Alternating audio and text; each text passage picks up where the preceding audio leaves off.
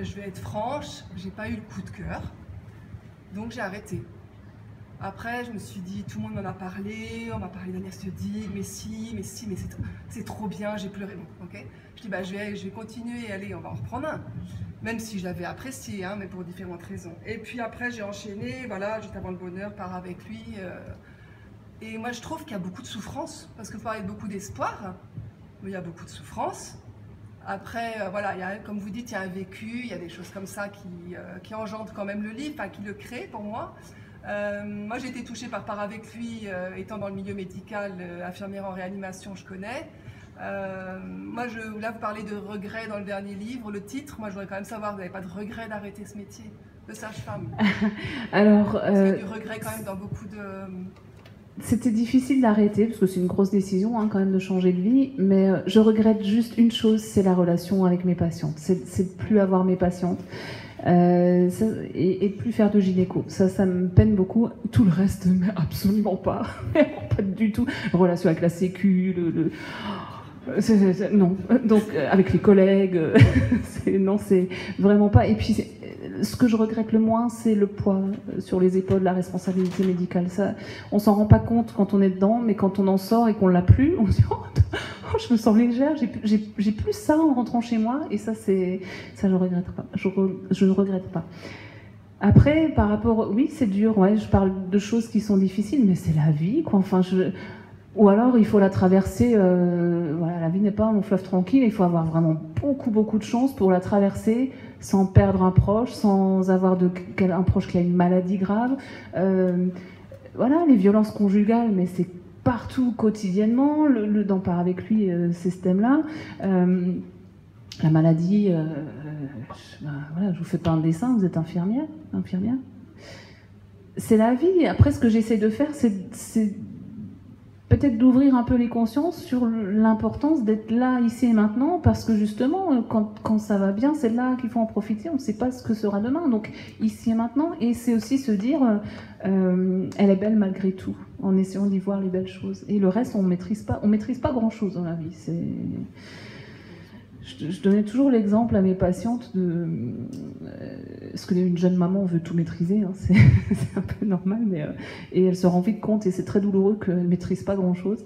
Et je leur disais, pour moi la vie c'est comme une voiture, vous maîtrisez le fait de prendre le volant en ayant le permis, en respectant les limitations, en n'ayant pas bu, enfin voilà, en étant clean.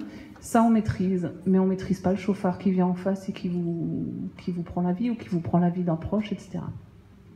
Et la vie, c'est ça.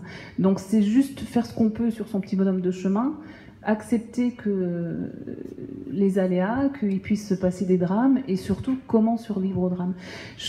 Moi, j'ai été vraiment... Et encore maintenant, ça me fait beaucoup de peine de voir des gens qui ne se remettent jamais d'un événement. La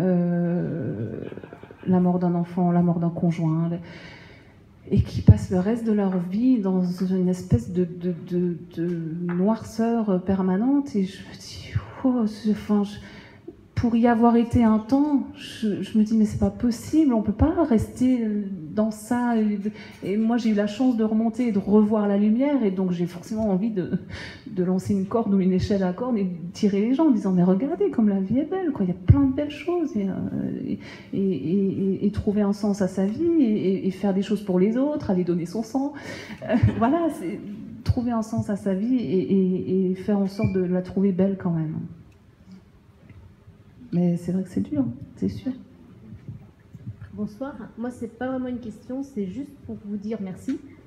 Parce que j'ai lu, ma fille m'a fait découvrir Part avec lui. Ensuite, j'ai lu Marie d'en haut, et je viens de terminer le dernier. Et je suis complètement en phase avec ce que vous écrivez. Je suis en phase de développement personnel, découverte, etc. Et aussi un petit peu dans la psychogénéalogie, et j'ai beaucoup apprécié cette petite approche que vous faites pour faire découvrir ça aux autres. Enfin, parce que la psychogénéalogie, c'est quelque chose qu'on ne connaît pas vraiment. On n'en entend pas trop parler. Et je suis vraiment touchée par ça personnellement, et je retrouve beaucoup de points communs avec votre propre histoire. Alors merci. Merci à vous.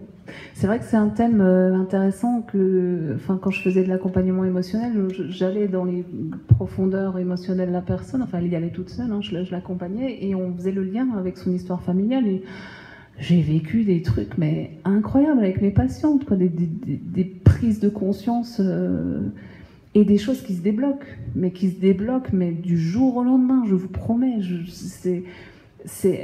C'est assez incroyable. D'ailleurs, j'ai un projet aussi d'écriture avec la formatrice qui m'a formée à ça, pour offrir ça au grand public. Donc, je reviendrai un jour pour parler de ça. Mais oui, l'inspiration, je ne m'ennuie pas. Mais il y a et ça, enfin, je trouvais ça tellement beau de les voir repartir. Et c'était 1h30, 2 heures de consultation, et elles repartaient avec pardon, un point en moins, et des solutions aussi, et une ouverture sur quelque chose de beaucoup plus léger, et des choses physiques. C'est-à-dire, j'ai eu une personne un jour qui essaye d'avoir un bébé depuis des années, et ça marchait pas, et quand on a fait le travail sur elle, en fait, elle était la mère de sa mère, parce que sa mère n'était pas... enfin, c'était très compliqué, c'était une histoire très compliquée, mais elle s'est rendue compte, elle toute seule, qu'elle était la mère de sa mère. Et du moment qu'on a mis en place les outils, déjà qu'elle a pris conscience de ça et qu'on a mis en place les outils, quelques mois après, elle m'a appelé, c'est bon, je suis enceinte, voilà. Et je trouve ça dingue, enfin, j'adore. On est une sacrée machine quand même, et on n'est pas juste un corps, hein, on est un corps avec des émotions et une mémoire même.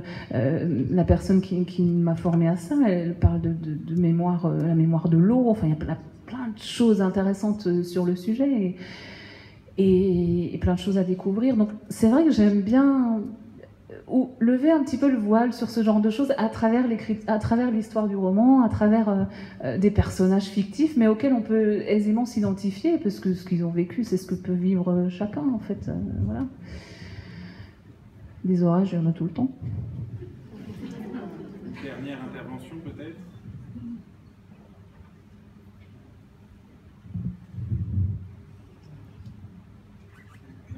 Sinon, on va vous remercier.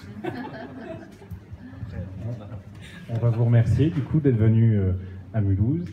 Et les gens qui le souhaitent, maintenant, il y a dédicace. Voilà. Ben merci à tous d'être venus. Merci.